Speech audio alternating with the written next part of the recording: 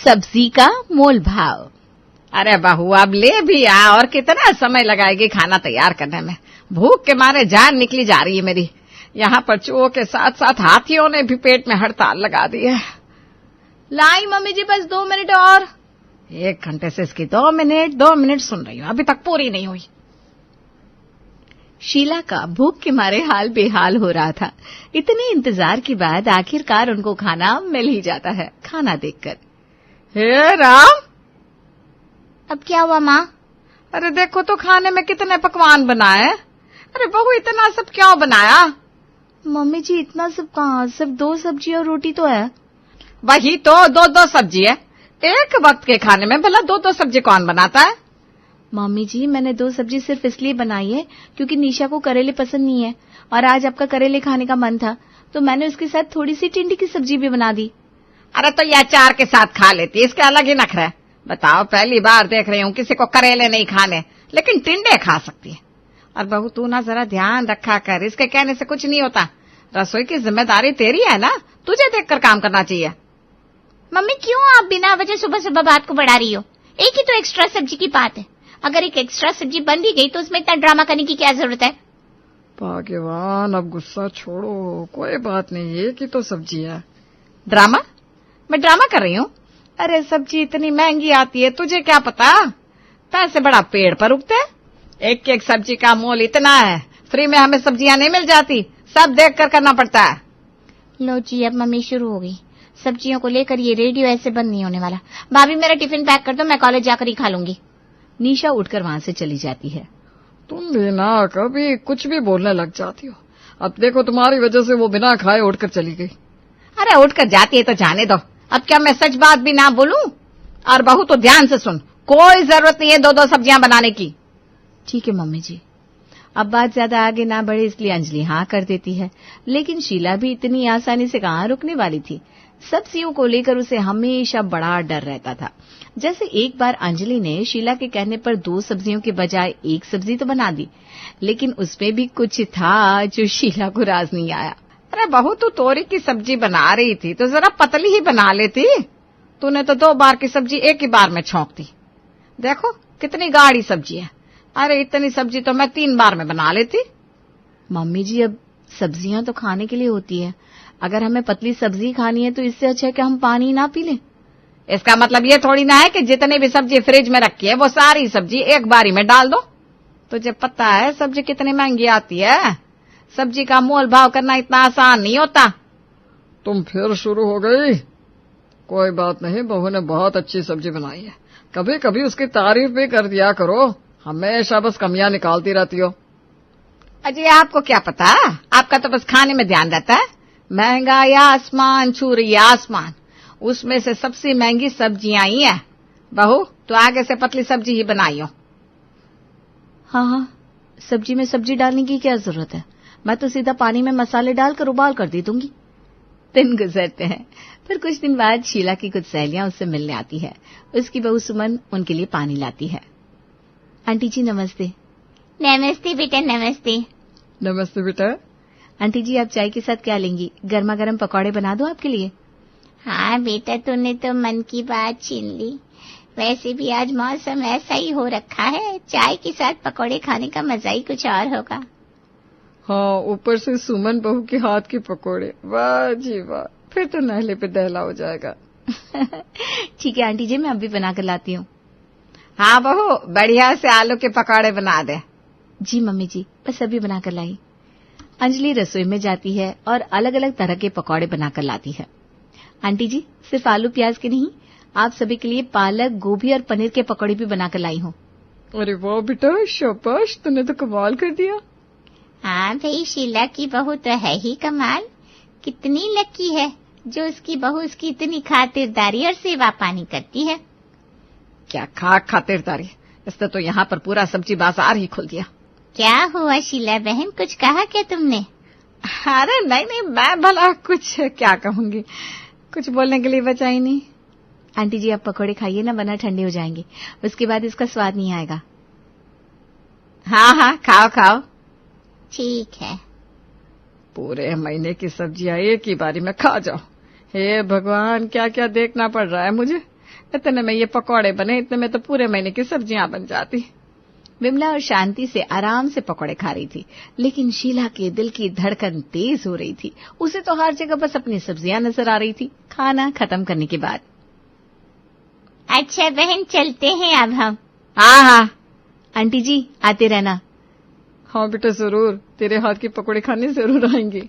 नहीं, क्या तू नहीं चाहती कि हम आए? अरे नहीं, ऐसा मैं क्यों चाहूंगी। मेरे कहने का मतलब था अगली बार सिर्फ पकौड़े खाने नहीं आना, कुछ और भी अच्छा बनाकर खिला देगी बहू। अच्छा ठीक है ठीक है। दोनों सहेलियां वहां से चली जाती है और उनके जाते ही जो शीला का गुस्सा 7वें आसमान पर पहुंचता है। जब मैंने तुझसे कहा था सिर्फ आलू के पकौड़े बनाई हो, तो तुझे इतने सारे पकौड़े बनाने की क्या जरूरत थी? क्या हुआ मम्मी जी, वो आपकी सहेलियां हैं, उनके लिए इतना तो बनता ही था। अरे सहेलियां है तो क्या हुआ, क्या तू एक ही बारी में सारा राशन उन्हें खिला देगी? सारी सब्जियां एक बार में खिला दी। मेरी बेचारी सब्जियां, तुझे जरा देख कर करना चाहिए, पूरे महीने की सब्जी बनती इतने में। मम्मी जी, आप जब उनके घर जाती हैं तब उनकी बहुएं भी तो आपकी अच्छे से खातिरदारी करती है ना, हमें भी उनकी खातिरदारी में कोई कमी नहीं छोड़नी चाहिए। अरे तेल लेने गई खातिरदारी, हमें अपना हिसाब किताब देख कर चलना चाहिए। सब्जियां फ्री में नहीं आती, उनके लिए अच्छा खासा रुपया लगता है, और तुझे तो जरा सी परवाह नहीं है।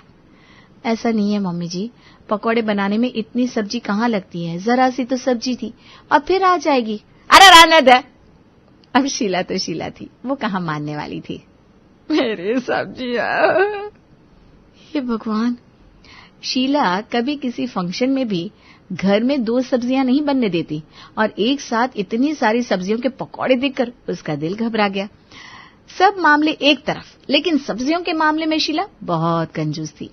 उसे अक्सर यही हाय तौबा लगी रहती कि कहीं उसकी बहू एक ही बारी में सारी सब्जियां खराब ना कर दें। इसीलिए शीला ने एक नया कदम उठाया। एक दिन जब अंजलि सब्जी लेने जा रही थी। रुक जा बहू। क्या हुआ मम्मी जी, आप इतने गुस्से में क्यों हैं? आज के बाद तू कभी भी सब्जी लेने नहीं जाएगी। लेकिन क्यों मम्मी जी? क्योंकि तू ऐसे सीधे तो मेरी बात समझेगी नहीं, इसलिए अब से सब्जियां लाने का जिम्मा मेरा। तो यहीं रुक, मैं भी सब्जी लेकर आती हूँ। शीला अंजलि के हाथ से थैला ले लेती है और सीधा सब्जी लेने घर से निकल जाती है।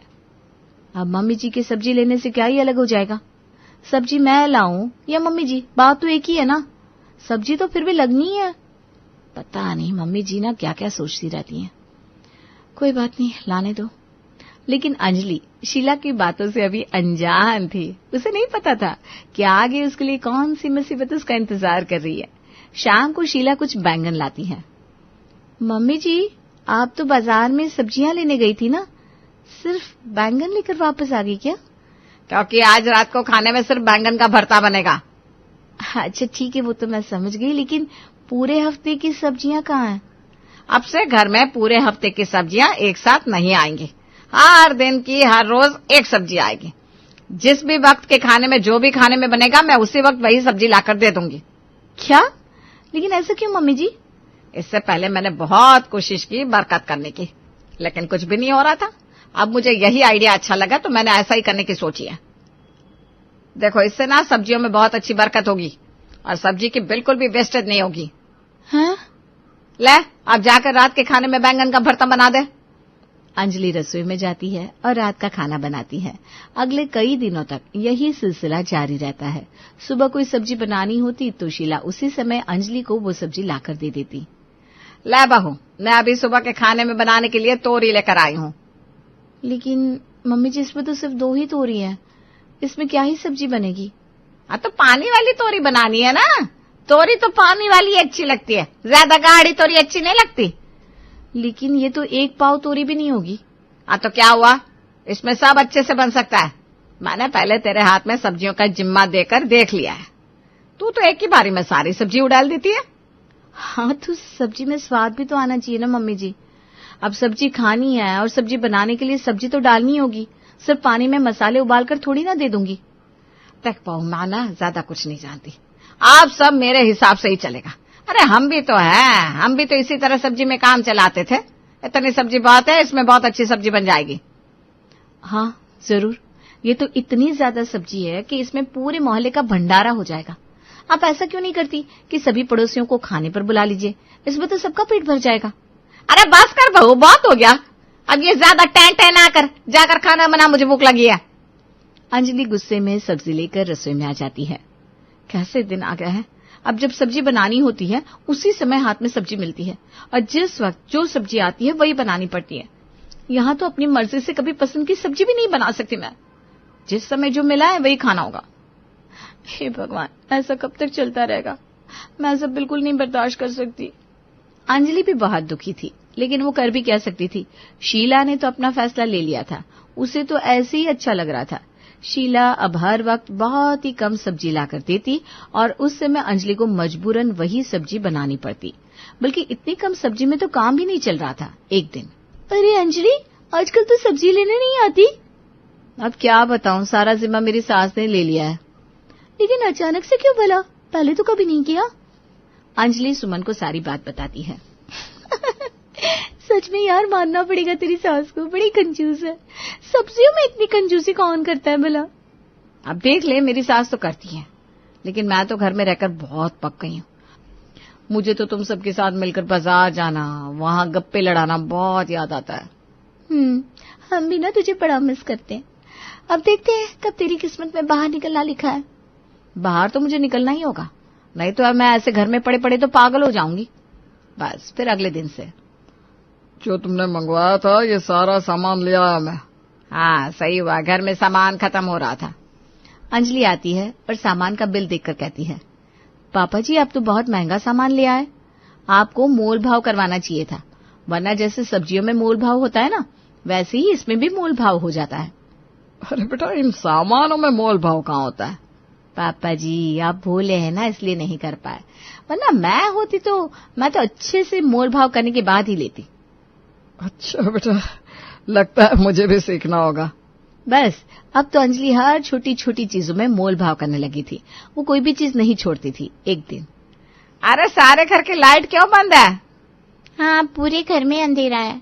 अंजलि टॉर्च लेकर अचानक से उनके सामने आती है, जिससे वो डर जाते हैं।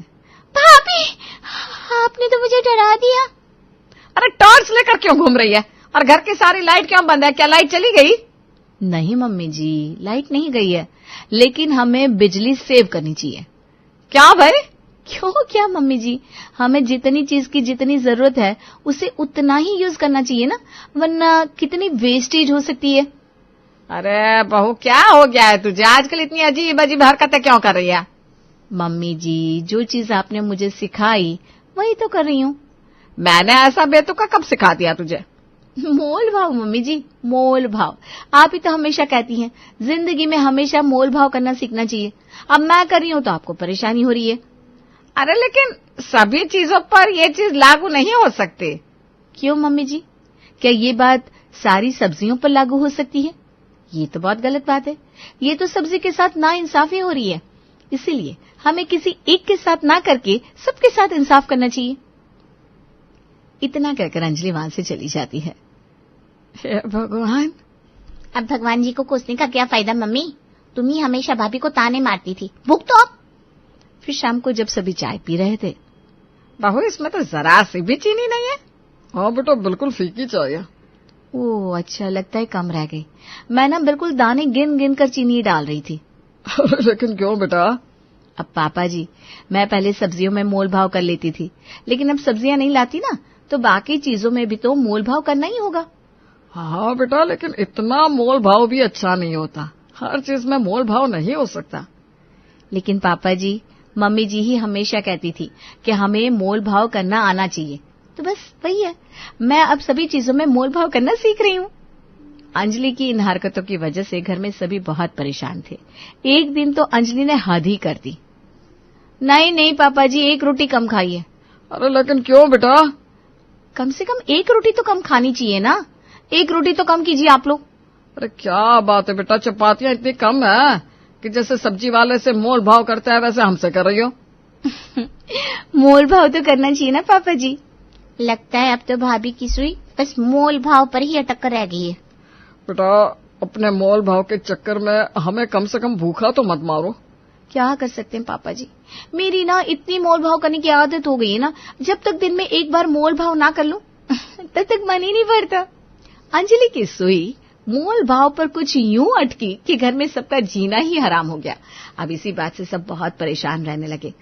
घर में ना तो किसी को ठीक से खाना मिलता, और खाना मिलता भी तो उसमें कोई चीज कम या ज्यादा ज्यादा तो कभी नहीं मिलती। तुमने बहू को मोल भाव करने के लिए इतना परेशान किया कि अब उसने हर चीज में मोल भाव करना शुरू कर दिया। सच में उसकी इस हरकत से तो मैं भी बहुत परेशान हो गई हूँ। अरे इससे अच्छा तो पहले ही सही था। बहू बाहर जाती थी तो बाहर ही मोल भाव करके आ जाती थी। कम से कम घर में तो उसे मोल भाव करने की जरूरत नहीं पड़ती थी। क्या हो गया अगर वो सब्जी थोड़ी ज्यादा इस्तेमाल कर रही थी तो? अब खाने के लिए सामान तो लगता ही है, घर में सब्जी के अलावा और भी तो खर्चे होते हैं। सही कहा, मैंने बिना वजह ये मुसीबत मोल ले ली। बस अब मोल शब्द सुनकर ही मेरे कान थक जाते हैं। तभी वहां अंजलि आती है। लीजिए, मैं आप सबके लिए चाय बनाकर लाई हूँ। लेकिन इतनी कम चाय क्यों लाई है? वो भी तो निकाली। मम्मी जी, चीजों को देखकर इस्तेमाल करना चाहिए ना। अब हमें चीजों को थोड़ा कम ही इस्तेमाल करना होगा। देख बहू, तू कल का कल सब्जी लेने चली जाइयो। घर में सारा दिन इतना मोल भाव करना मेरे बस की ना है। तुझे मोल भाव का इतना ही शौक है ना, तो जाकर सब्जी वालों से कर। ठीक है मम्मी जी, आप कहती हैं तो। अंजलि खुशी खुशी वहां से चली जाती है। देखा, मेरी ये ट्रिक काम कर ही गई। इतने दिनों से घर में रहकर बोर हो गई थी। अब फिर से हर रोज अपनी सहेलियों के साथ जाऊंगी मैं।